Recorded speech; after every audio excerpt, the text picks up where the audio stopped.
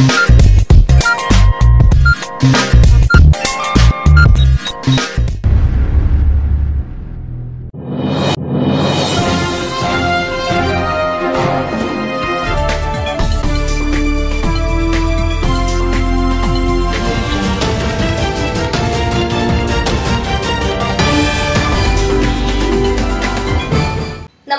मी Mayawati. ADN बातमीपत्रात आपले स्वागत. आजच्या दिवसभरात घडलेल्या घटनांचा आढावा आपण घेणारच आहोत.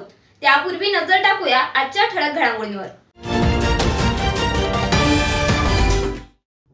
शपथविधी होतोय ही चांगली गोष्ट आहे. त्यांनी गरिबांसाठी काम करावं, श्रीमंतांसाठी काम करणं बंद करावं, तरच त्यांना शुभेच्छा. मनोज जरांगे यांचे प्रतिपादन. लोकसभेत भाजपाला अपेक्षित यश मिळालं नाही, त्यामुळे कार्यकर्त्यांना या अपयशातून बाहेर काढण्यासाठी मी मतदारसंघाचा दौरा सुरू केला. रावसाहेब दानवे यांचे प्रतिपादन. आता सविस्तर बातम्या. जे गरिबांसाठी सरकार चालवतं त्यांनाच मी शुभेच्छा देतो, विनंती करतो, अशा शब्दात मनोज जरांगे पाटील यांनी पत्रकार परिषदेत प्रतिक्रिया व्यक्त केल्या. तर हरामखोर शब्दाचा वापर करत रोष व्यक्त केला. सरकारच्या वतीनं आणखीन कोणी नाही आलेलं, बघूयात काय होतं ते. आणखीन तर कोणी नाही आलं. मग आता मी काय करू? चांगली गोष्ट आहे ना, घेतात. गरिबासाठी काम करावं इथून पुढं, तरच त्यांना शुभेच्छा. त्यांनी श्रीमंतासाठी बंद करावं. नाही, त्यांनी कुठं घातलं होतं? घातलं नाही, काय नाही. त्यामुळे त्यांना विनंत्या नाही करीत आपण कवा. जे गोरगरिबासाठी सरकार चालतं त्यांना विनंत्या करीत असतो आपण. गोरगरिबाच्या जीवावर सत्तेवर जायचं आणि गोरगरिबाला लक्ष द्यायचं नाही, तशाला विनंत्या नाही करत आपण कधीच. करू नाही. नगरमध्ये सुद्धा मराठा समाजाने तिसगाव इथं मोर्चा काढला. तुमच्या विरोधात सोशल मीडियावर काहीतरी कोणीतरी लिहिलं. मी म्हणतोय ना, मी काय त्यांना एक न्याय देतो आणि मला एक देतो असं थोडंच. उगा ते एखादा अर्धा असतंय. मराठा समाजानं पण शांत राहावं आणि यांना शांत राहा म्हणायचं कामच नाही, कारण ते नेत्याने सांगितल्याशिवाय शांत नाही राहत. त्याच्यामुळे त्यांचा नेता काय आव्हान करीत नाही त्यांना, त्याच्यामुळे त्यांना ती कायदा सुव्यवस्था बिघडायची. त्यामुळे त्यांना सांगून काही उपयोग नाही. पण मराठा समाजाला मात्र माझं आव्हान आहे की पहिल्यांदाही सांगितलं शांत राहताय राहा. एखादा अर्धा टाकीत असतं, टाकू द्या. त्याला काय, बघू आपल्याला किती दिवस सहन होत आहे, करू द्या त्यांना चुका बऱ्याच. मी आता मागच सांगितलं महिना 2 महिने गपरा, बघूयात किती चुका करतात. नाविलाज मग आपला बी नारड्याला लागल्यावर. शहर आणि जिल्हाभरात रक्ताचा तुटवडा जाणवत असल्याने इंडियन मेडिकल असोसिएशनच्या वतीने भव्य रक्तदान शिबिर IMA हॉल येथे पार पडले. यात रक्तदात्यांनी उत्स्फूर्तपणे सहभाग नोंदवत रक्तदान केले. इंडियन मेडिकल असोसिएशनच्या वतीने IMA हॉल येथे भव्य रक्तदान शिबिराचे आयोजन करण्यात आले होते. या शिबिरामध्ये IMAच्या सदस्यांनी मोठ्या प्रमाणात हजेरी लावून रक्तदान केले. यावेळी आयोजकांच्या वतीने सदर रक्तदान कार्यक्रमाविषयी माहिती देण्यात आली. आणि आज आम्ही या ठिकाणी IMA औरंगाबादतर्फे ब्लड डोनेशनचा कॅम्प अरेंज केलेला आहे, ज्याच्यामध्ये हेडगेवार हॉस्पिटलच्या दत्ताजी भाले ब्लड बँकेचे पदाधिकारी पण सामील झालेले आहेत. आणि याचा उद्देश असा आहे की मागच्या 2-3 महिन्यामध्ये उन्हाळ्याच्या सुट्ट्या शाळा कॉलेजना लागलेल्या, आपली लोकसभेची निवडणूक आणि परीक्षा मुलांच्या, त्याच्यामुळे ब्लड बँकेमधलं ब्लड जवळजवळ सर्वच ब्लड बँकेमध्ये ब्लड संपलेलं आहे. म्हणजे इवन गव्हर्नमेंट, प्रायव्हेट, सेमी प्रायव्हेटमध्ये ब्लड बँकेचा खूपच तुटवडा जाणवला होता. आणि बऱ्याच ब्लड बँकांनी आम्हाला या ठिकाणी आवाहन केलं होतं की डॉक्टरांनी आणि इतर समाजाने पण सर्वांनी मिळून ब्लड डोनेशन करायला पाहिजे. आणि आमच्याकडे तुटवडा असल्यामुळे आता अत्यंत या ठिकाणी गरज भासली त्यांना. त्याच्यामुळं आम्ही असा विचार केला की समाजाने सर्वांनी डोनेशन केलंच पाहिजे आणि डॉक्टर एक समाजाचा मोठा घटक आहे, ज्याने या सगळ्या सुरुवात केली, चांगली गोष्ट आहे. म्हणून आम्ही स्वतः डॉक्टर्स औरंगाबादचे जे इंडियन मेडिकल असोसिएशनचे पदाधिकारी आहेत आणि मेंबर्स पण सर्वांनी मिळून आम्ही या ठिकाणी आज ब्लड डोनेशन केलेलं आहे. आणि बऱ्याच महिला डॉक्टरांनी पण या ठिकाणी सकाळपासून रांगा लावून रक्तदान केलेलं आहे. आतापर्यंत किती रक्तदात्यांनी रक्तदान केले सर अंदाजे? मला वाटतं 120च्या वर या ठिकाणी सकाळपासून ब्लड डोनेशन झालेलं आहे. आणि आम्ही 4-5 वाजेपर्यंत आणखी ब्लड डोनेशनचं कॅम्पची वेळ आहेच आहे, त्याच्यामुळं आणखी वाढ होईल असं मला वाटतं. काय टार्गेट ठरवलं, किती आमचं टार्गेट 300 ब्लड बॅगचं आहे. तर या ठिकाणी चांगला रिस्पॉन्स आहे आणि डॉक्टर स्वतःहून येत आहेत. आणि त्याच्यामध्ये मी जर सांगितलं की महिलांची संख्या पण लक्षणीय आहे. सकाळपासून भरपूर या ठिकाणी रक्तदान झालेलं आहे. रक्तदात्यांना तुम्ही काय आवाहन करणार? कारण तुटवडा आपल्यामध्ये पडलेला आहे, तर काय आवाहन करणार तुम्ही? इतर रक्तदात्यांना जे डॉक्टर्स नाहीत किंवा अशांना पण मला सांगणं आहे की रक्तदान हे सर्वश्रेष्ठ एक डोनेशनचा प्रकार आहे, ज्याच्यामध्ये आपण जीवदान देतोय. आपलं रक्त एखाद्या दुसऱ्या व्यक्तीला लागलं आणि ते कदाचित आपल्या रक्तामुळे दुसऱ्याचा जीव वाचू शकतो. याच्यापेक्षा महान कार्य आपल्याला ह्या जीवनामध्ये काय मिळणार आहे. त्याच्यामुळे सर्वांनी मिळून रक्तदान केलंच पाहिजे आणि आपण करतोय. मार्च 2024 मध्ये घेण्यात आलेल्या इयत्ता 10वी परीक्षेच्या गुणपत्रिका वाटप सर्व शाळांमध्ये मंगळवार दिनांक 11 जून रोजी होणार आहे, असे विभागीय सचिव डॉक्टर वैशाली जामदार यांनी कळविले आहे.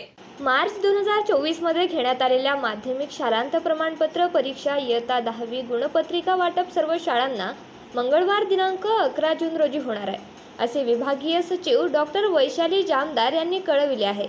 गुणपत्रिका व तपशीलवार गुण दर्शविणारे शाळा अभिलेख यांचे वाटप मंगळवार दिनांक 11 जून रोजी सकाळी 11 ते दुपारी 3 या वेळात जिल्ह्याचे वितरण संकलन केंद्र येथे वाटप करण्यात येईल, याची नोंद घ्यावी, असेही त्यांनी कळविले आहे. खुलताबाद तालुक्यातील गल्ले बोरगाव परिसरात शुक्रवारी रात्री झालेल्या जोरदार वादळी वाऱ्यासह पावसाने घरावरची पत्रे उडाली, तर ठिकठिकाणी मोठ्या प्रमाणात झाडे उन्मळून पडल्याने शेतकऱ्यांचे मोठे नुकसान झाले, तर बरेच विद्युत पोल पडल्याने परिसरातील विद्युत पुरवठा खंडित झाला होता. खुलताबाद तालुक्यातील गल्ले बोरगाव परिसरात शुक्रवारी रात्री अचानक जोरदार वादळी वारे वाहू लागले. वादळ इतके जोरदार होते, यामध्ये शेतकरी दिगंबर बढे यांच्या गट क्रमांक 213 मधील घरावरील पूर्ण पत्र उडाली. दरम्यान मोठमोठी झाडे पडली, तर 4-5 विद्युत पोल पडल्याने विद्युत खंडित झाली होती. रावसाहेब तळेकर यांच्या शेतातील मोठी बाहुळ तिसगाव रोडवर आडवी पडल्याने तिसगाव बोरगाव रस्ता वाहतूक बंद झाली होती, तर डोंगरे यांच्या गोडाऊन जवळील शेडवरील पत्रे उडून रोडवर आली. अशा प्रकारे मोठ्या प्रमाणात वादळाचा तडाखा बसलाय. काल रात्री पावसापेक्षा वादळाचा जोर जास्त असल्याने शेतकऱ्यांचे मोठे नुकसान झाले आहे. एडीएन साठी तालुका प्रतिनिधी हुसेन पटेल, खुलताबाद. अजूनही काही बातम्यांचा आढावा आपल्याला घ्यायचा आहे, मात्र वेळ झाली आहे छोट्याशा ब्रेकची. कुठेही जाऊ नका, पाहत रहा एडीएन.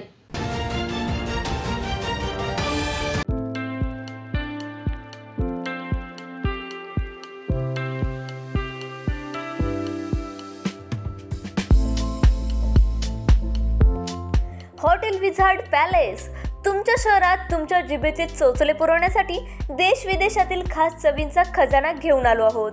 हॉटेल विझार्ड पॅलेस येथे स्वाद आपल्या पसंतीचा. आमच्या येथे महाराष्ट्रीयन, पंजाबी, राजस्थानी, गुजराती आणि साऊथ इंडियन डिशेससह जगभरातील 50 देशांमधील डिशेस सुद्धा मिळतील. व्हेज आणि नॉन व्हेज दोन्ही उपलब्ध. स्वादिष्ट मेजवानीचे एकमेव ठिकाण, family restaurant, AC non AC rooms, AC functional hall, प्रशस्त लिफ्ट, फ्री वायफाय आदी सुविधायुक्त. ग्राहकांना विमानतळ, रेल्वे स्टेशन, बस स्टँड आदी ठिकाणाहून वाहनाद्वारे हॉटेलात आणण्याची विशेष मोफत सुविधा. त्वरा करा आणि आजच भेट द्या. Hotel wizard palace, Khadkeshwar road, mill corner जवळ, औरंगाबाद, छत्रपती संभाजीनगर.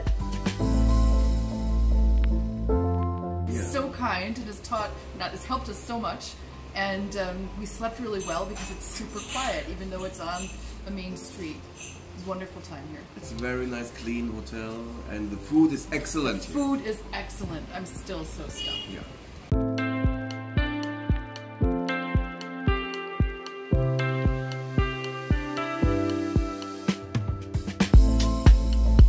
तुम्हालाही पाण्यामध्ये मनसोक्त बोटिंग करायची आहे, परंतु ही बोटिंग करण्यासाठी गोवा, देवगड सारख्या ठिकाणी तुम्हालाही जावं लागतंय. तर जरा थांबा. आपल्याच छत्रपती संभाजीनगर शहरात महानगरपालिका घेऊन आली आहे बच्चा कंपनीसाठी तसेच मोठ्यांसाठी नौका विहार. या नौका विहारामध्ये तुम्हाला विविध प्रकारच्या 6 बोटींमध्ये मनसोक्त नौका विहार करण्यास मिळेल. पेंडल बोट तसेच राफ्ट बोट यासारख्या विविध बोटींमध्ये मनसोक्त पाण्यामध्ये बोटिंग करण्याचा आनंद घ्या. तर त्वरा करा आणि आजच भेट द्या.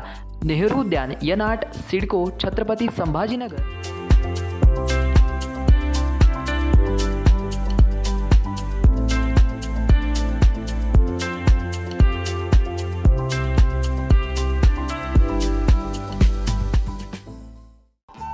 दिवाळी धमाका.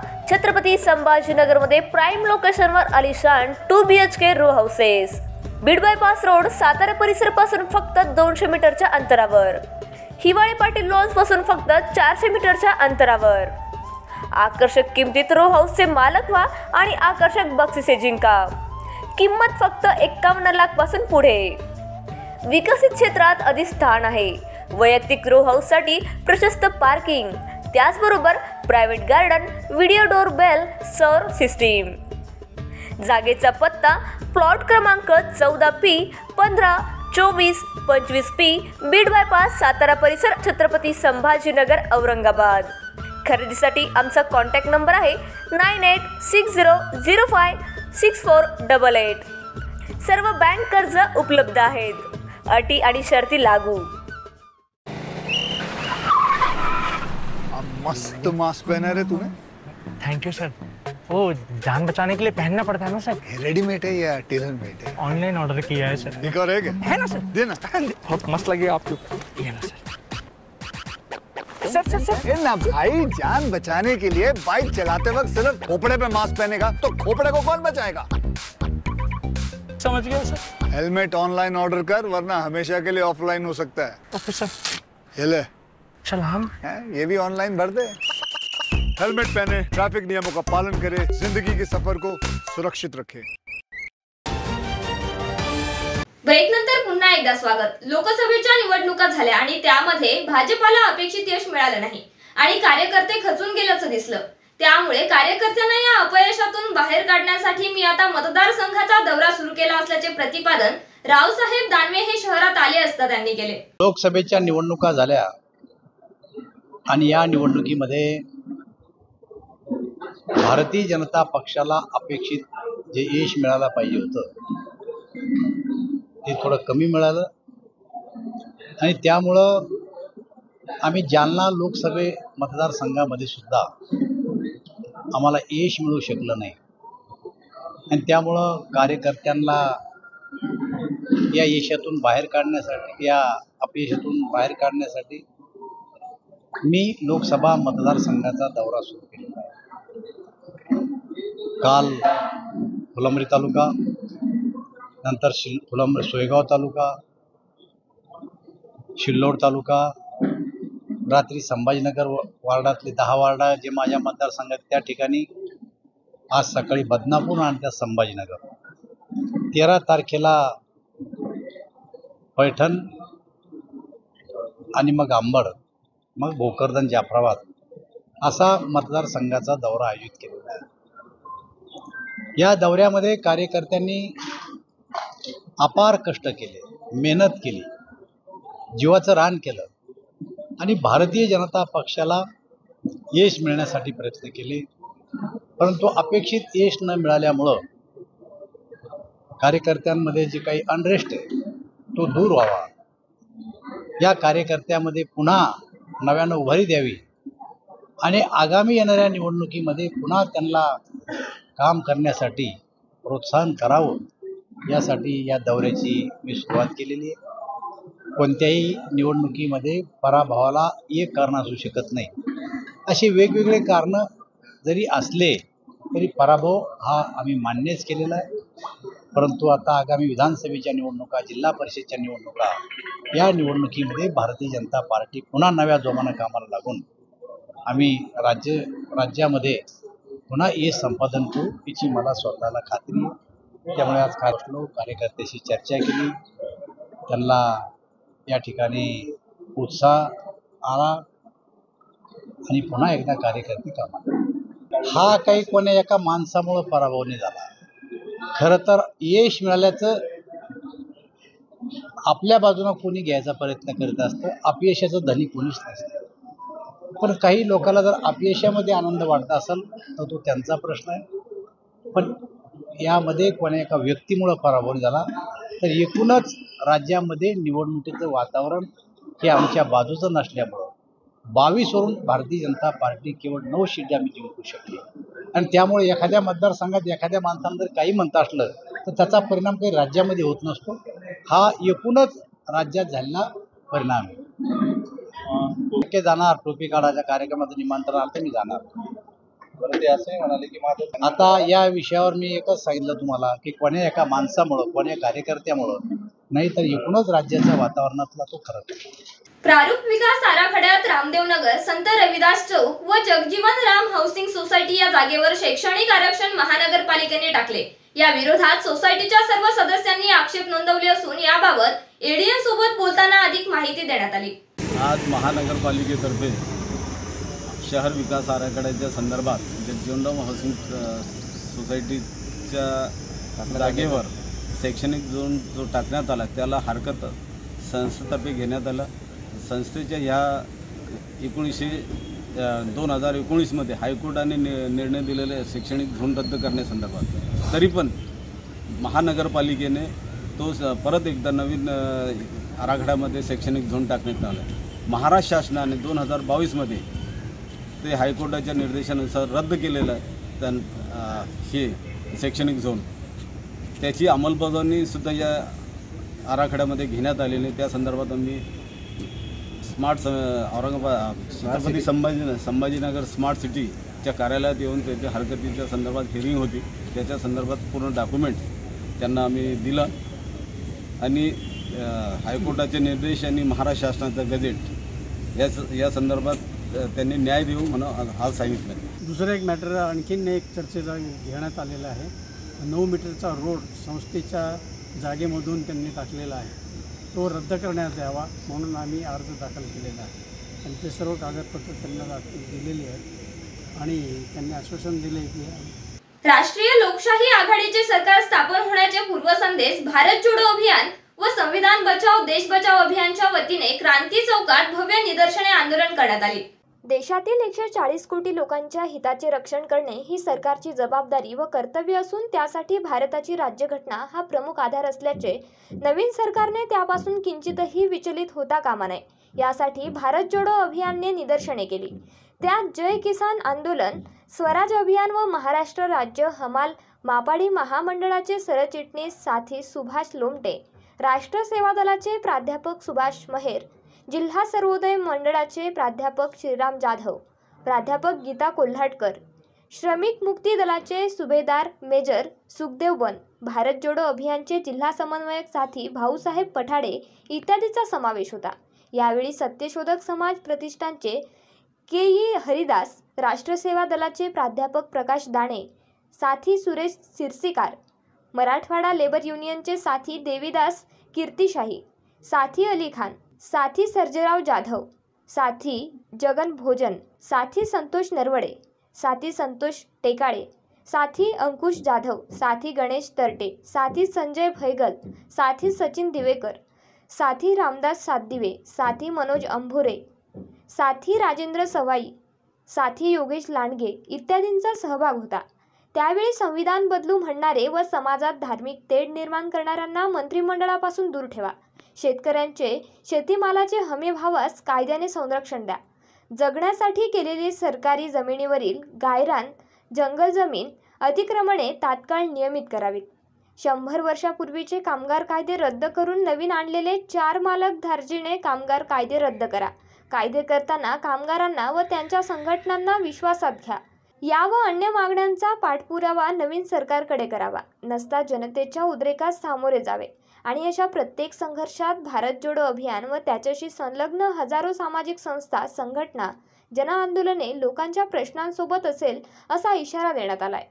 भाजपला मनोज जरांगे यांच्यामुळे मोठे नुकसान झाले आहे, तर यांच्यामुळे फायदा झालेले उमेदवार जरांगेंच्या भेटीला अंतरवाली सराटी गावात धाव घेत असल्याचे चित्र पाहावयास मिळत आहे। लोकसभेची निवडणूक नुकतीच पार पडली आहे। यामध्ये मराठवाड्यात लोकसभा निकाल लागल्यानंतर नेत्यांच्या जरांगे पाटलांना भेटीगाठी वाढल्यात। बीडचे खासदार सोनवणे यांनी मनोज जरांगे पाटील यांची भेट घेतली होती। त्याच पाठोपाठ परभणी येथून लोकसभेत महादेव जानकर यांचा पराभव करून निवडून आलेले परभणीचे खासदार बंडू जाधव यांनी जरांगे पाटील यांची भेट घेत त्यांना शाल देऊन त्यांचे स्वागत केले। सुरुवातीला जरांगे यांनी जाधव यांना 3-4 मिनिटे वाट बघायला लावली, त्यानंतर जाधव यांनी केलेल्या सत्काराचा स्वीकार केला, तर त्यानंतर त्यांनी स्वतः जाधव यांना शाल देऊन त्यांचा सत्कार देखील केला। या घटनेनंतर जरांगे यांनी उपोषणाला सुरुवात केली असून त्या ठिकाणी देखील राजकीय मंडळींचा राबता वाढतच आहे। शेवटी परत एकदा एक नजर टाकूया आजच्या ठळक घडामोडींवर।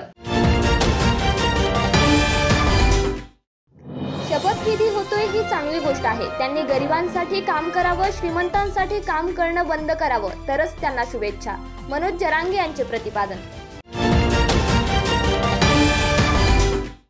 लोकसभेत भाजप भाजपाला अपेक्षित यश मिळालं नाही, त्यामुळे कार्यकर्त्यांना या अपयशातून बाहेर काढण्यासाठी मी मतदारसंघाचा दौरा सुरू केला. रावसाहेब दानवे यांचे प्रतिपादन. याचबरोबर हे बातमीपत्र इथेच संपलं. पुन्हा भेटूयात पुढील बातमीपत्रात. तोपर्यंत बघत रहा औरंगाबादकरांचं हक्काचं बातमीपत्र ADN.